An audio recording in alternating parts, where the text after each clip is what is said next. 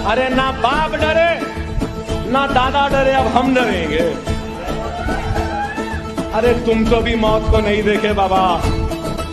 नमस्कार दोस्तों, आपका स्वागत है दुर्लभ शायरी के YouTube चैनल पर। अगर आपने हमारे पुराने वीडियो को नहीं देखा है तो इस वीडियो को देखना बेकार है, क्योंकि ये दुर्लभ के बारे में बताई जाने वाली जानकारी का दूसरा वीडियो है।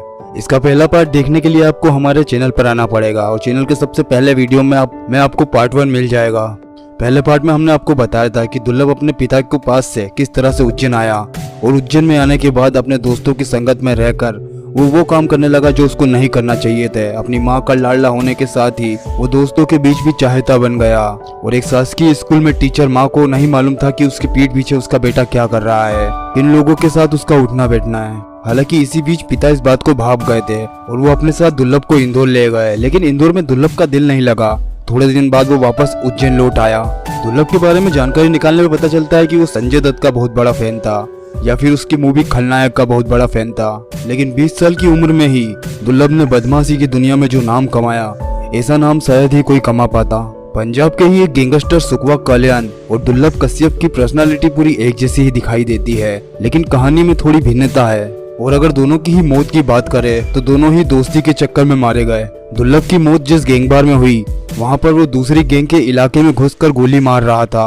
वहीं पंजाब के गैंगस्टर सुकवा कल्याण को पुलिस के द्वारा ले जाते वक्त एक दूसरी गैंग ने गोली से मार दिया था। हमने आपको पिछले पार्ट में बताया था कि दुर्लभ अपनी फेसबुक पोस्ट के जरिए सबसे पहले लाइट में आया। गुंडा बदमाशी से भरी उसकी पोस्ट समाज में तनाव फैलाने का काम करने लगी और वो पुलिस की नजरों में भी बहुत जल्दी आ गया। फेसबुक पर उसने अपनी बदमाशियों से भरे हुए कारनामों जो अखबारों में पब्लिश किए जाते थे, उन अखबारों की कटिंग डालना चालू कर दी थी। तत्कालीन एसपी सचिन अतुलेकर ने तत्काल संज्ञान लिया और इन गिरोह पर पूरी तरह से कार्रवाई कर दी। उस वक्त दुर्लभ गिरोह के लगभग 20 से भी ज्यादा सदस्यों को गिरफ्तार किया गया और समाज में फैले इस भय के माहौल को देखते हुए सचिन अतुलेकर ने इन सभी लड़कों का शहर में जुलूस निकाल दिया गया। बस दुर्लभ कश्यप को तभी से शहर में ज्यादातर लोग जानने लगे। इस कांड के बाद से वो एक नामी चेहरा बन गया था। बदमाशी में ही सही, लेकिन बदनाम होके भी उसका नाम हो चुका था। दुर्लभ के जेल जाने के बाद भी दुर्लभ गैंग शहर में आतंक मचाती रही। आए दिन मारपीट और किसी से भी विवाद करना रोज की दिनचर्या का हिस्सा बन गया। हालांकि दुर्लभ उन दिनों जेल में था, लेकिन फिर भी किसी के भी द्वारा किए गए कामों पर अखबारों में दुर्लभ गैंग का ही नाम लिखा जाता था।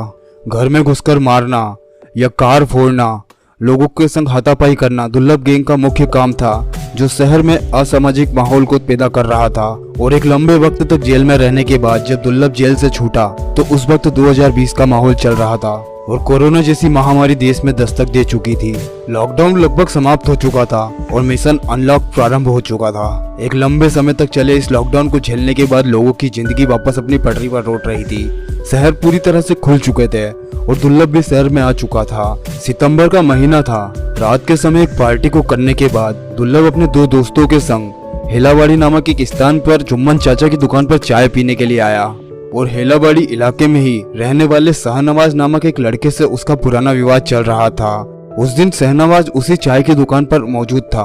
आपको बता दें कि जुम्मन चाचा की ये दुकान पर असामाजिक तत्वों का आना जाना लगा रहता था, इसीलिए रात के 2 बजे भी ये चाय की दुकान खुली रहती थी। यहाँ पर चाय पीने के दौरान दुर्लभ और शाहनवाज के बीच में वापस से विवाद गर्मा गया। दुर्लभ ने बिना कुछ सोचे ही अपने पास रखी बंदूक को निकाली और तत्काल फायर कर दिया।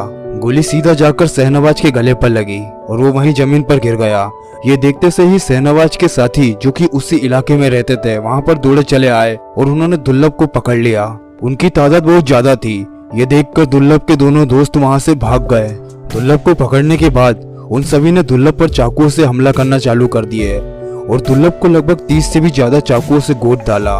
दुर्लभ की मौत के बाद दुर्लभ के दोस्तों ने पूरे हॉस्पिटल को घेर लिया। उसकी मौत की खबर सुनकर उसकी माँ भी बदहवास हो गई। वो बार बार बेहोशी में जा रही थी। दुर्लभ की मौत के बाद लगभग 6 महीने के अंदर ही उसकी माँ का भी निधन हो गया। इसी बीच जेल में बंद दुर्लभ के हत्यारों में से एक ने रहस्यमय तरीके से आत्महत्या कर ली। दुर्लभ से जुड़ी और सारी जानकारियां हम आपको अपने आगे वाले वीडियो में बताते रहेंगे। ये वीडियो को अब हम यहीं समाप्त करते हैं। आपको ये वीडियो कैसा लगा आप हमें कमेंट में बता सकते हैं और दुर्लभ शायरी नामक इस YouTube चैनल से जुड़ जाइए। लाल कलर का जो सब्सक्राइब बटन आपको दिखाई दे रहा होगा उसको दबा के आप हमारे चैनल से कनेक्ट हो सकते हैं। सब्सक्राइब बटन के पास में ही एक घंटी का निशान भी दिया गया है। अगर आप उसको दबा लेंगे तो आपको हमारे वीडियो सबसे पहले दिखाई देंगे।